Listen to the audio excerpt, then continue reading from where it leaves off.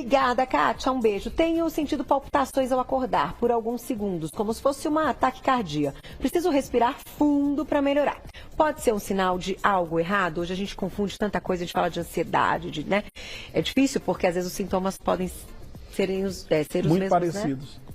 Existem alguns fatores de risco, Kátia, que eles são importantes ser levados em consideração para saber se aquela palpitação está relacionada com infarto ou não. Em geral, em pacientes mais jovens, as palpitações elas são relacionadas com presença de arritmias, muitas vezes arritmias benignas, que estão relacionadas ao consumo de energéticos, consumo de café, vida estressante, ronco. Então, tudo isso precisa ser analisado.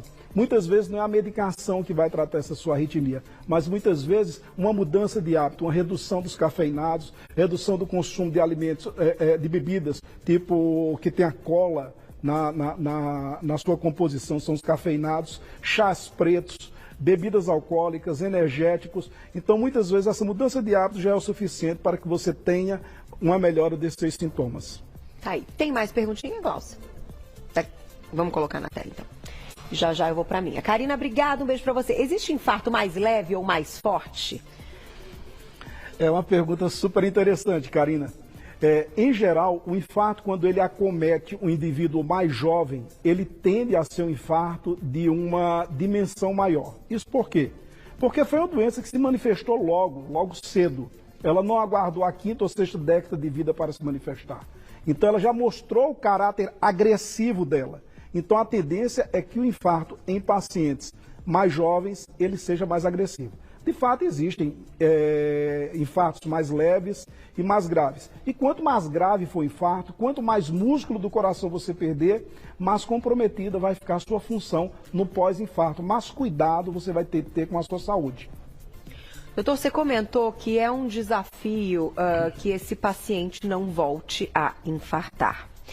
Então, hoje, o que seria até mais comum que vocês observam, né, clinicamente falando dos casos aí, pacientes que voltam a infartar, eles têm um problema, muitas vezes, nesse stent, nessa válvula que foi colocada, ou eles acabam tendo outras artérias comprometidas e problemas em outros lugares que não tinham acontecido no primeiro infarto?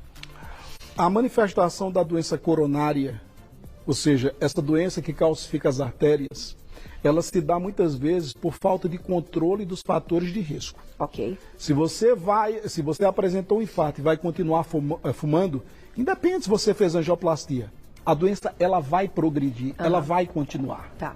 Se você tem uma hipertensão não tratada, um diabetes não tratado, um colesterol não tratado, a doença vai continuar.